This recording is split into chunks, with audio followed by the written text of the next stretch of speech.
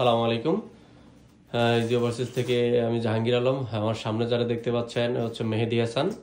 তো আমরা আজকে যে বিষয়টা নিয়ে কথা বলতে আসছি, বিষয়টা হচ্ছে যে হোম ডেলিভারির যে ডোর টু ডোর ডেলিভারির যে সিস্টেমটা গত অক্টোবরের 22 তারিখ থেকে শুরু হয়েছিল, সেটা অনেকেই আমাদেরও আগে ভিসা ডেলিভারি পাইছে। আমরা হচ্ছে আজকে ফার্স্ট মানে ডেলিভারি সিস্টেমের যে ভিসা, মানে পাসপোর্ট রিসিভ করা, ওইটাতে আমরা আজকে ভিসা পাইছি। যে আমাদের সামনে মেহেদি আছে, ওইটা আনবক্সিং করো। আমরা ডেলিভারি পাইছি হচ্ছে এক্সপ্রেস ওয়ান থেকে।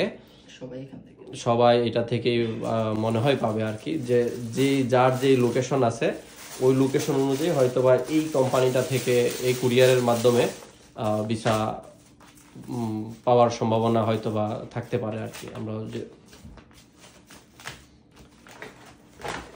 তো এখানে পাসপোর্টের সাথে আরেকটা বিষয় আপনাদেরকে জানায় রাখি।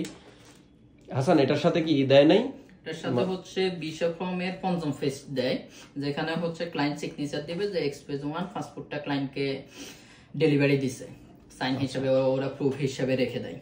আচ্ছা, এখানে আরেকটা বিষয় জানার, মানে সবাই জানে যাদের রিফিউজ হবে তাদের রিফিউজ লেটার, এটাও তো সাথে দেয় না। এটাও দেয় না, রিফিউজ হোক ভিসা হোক, যাদেরই রিফিউজ হবে সবাই হচ্ছে বিএলএস থেকে গিয়ে পরবর্তীতে ডকুমেন্টগুলো আনতে হবে। এখানে জাস্ট আপনি পাসপোর্টটাই পাবেন, একটা থাকুক দুইটা তিনটা যার যে কয়টাই থাকুক, জাস্ট পাসপোর্টটা দিয়ে দেবে।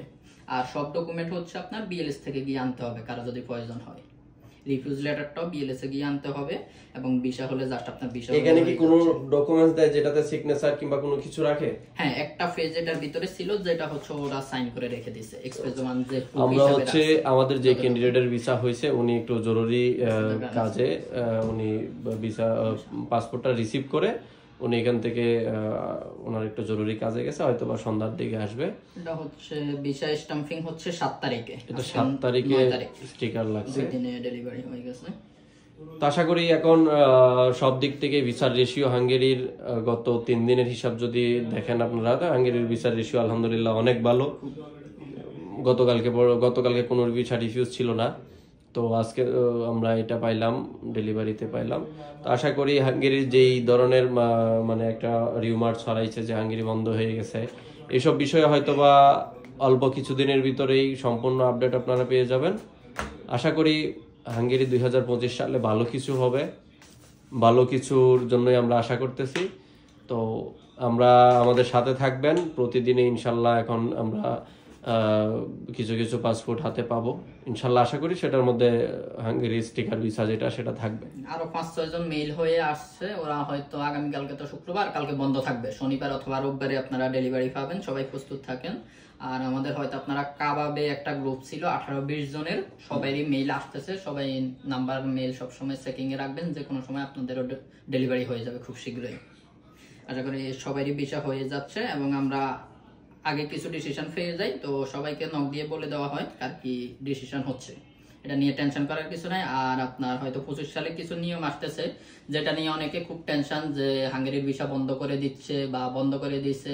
অনেকে বলতেছে এমবাসি বন্ধ, আপনারা পাসপোর্ট কিভাবে ডেলিভারি পাচ্ছেন, ফেক আবিজাবি। তাদেরকে বলতেছি হচ্ছে আপনার হাঙ্গেরি এমবাসি এখন পর্যন্ত বন্ধ না, ওরা কনসুলেট টিম অলরেডি বাংলাদেশে আছে, পাসপোর্ট ডেলিভারি হচ্ছে, এভরিথিং সবকিছু রানিং আছে, জাস্ট হচ্ছে ওদের আপনার অ্যাপয়েন্টমেন্ট দেওয়াটা বন্ধ আছে।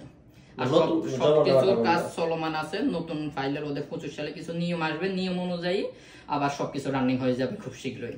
তো আমাদের ক্লায়েন্ট যারা আছেন, এটা নিয়ে টেনশন করার কোনো কারণ নেই, খুব শীঘ্রই আপনারা আপডেট পাবেন। আপনাদের হয়তো এই মাসে আমরা চেষ্টা করতেছি আপডেট দেওয়ার জন্য, খুব শীঘ্র আপনাদের অ্যাপয়েন্টমেন্ট পড়ে যাবে। ঠিক আছে, আসসালামু আলাইকুম।